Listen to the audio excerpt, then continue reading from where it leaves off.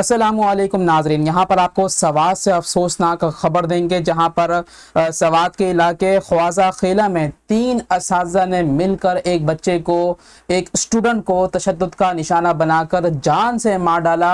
ये कुछ मनाजिर आप हमारी स्क्रीन पर देख सकते हैं। इंतहाई लर्ज़खेज़ मनाजिर हैं। क्या हम बच्चों को इस नीयत से मदरसे भेजते हैं कि आप हमारे बच्चे को, असातिज़ा हमारे बच्चे को जान से मार दें?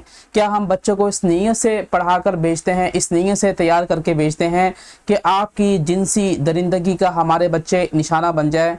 हम लोगों ने भी मदरसे में पढ़ा है, मार भी खाई है, लेकिन ऐसी मार कभी नहीं खाई कि जिस्म के हर हिस्से पर, ख़ास तौर पर कमर के ऊपर इस तरीके से नील के निशानात पड़े हुए हैं। इस तरीके से पूरे जिस्म के अंदर ही नील के निशान पड़े हुए हैं कि मैं आपको दिखाऊं तो आप दंग रह जाएंगे।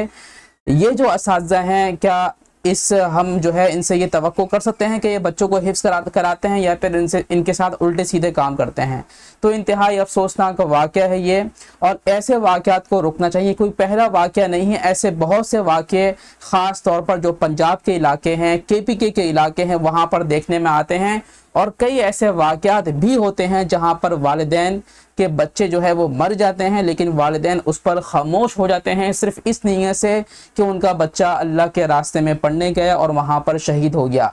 जबकि उनको ये नहीं पता होता कि उनके जो असातिज़ा हैं, उनके जो उस्ताद हैं, वो किस तरीके से बच्चों को दरिंदगी का निशाना बना रहे हैं। शहरी इलाकों में काफ़ी हद तक ख़त्म हो चुका है, लेकिन जो देहाती इलाके हैं, गाँव गोट के इलाके हैं, वहाँ पर ये सूरत हाल अब भी देखने में आ रही है। अगर आप इस बात से इत्तेफाक करते हैं तो कमेंट बॉक्स में यस ज़रूर लिखिएगा और वीडियो को लाइक और शेयर ज़रूर कीजिएगा।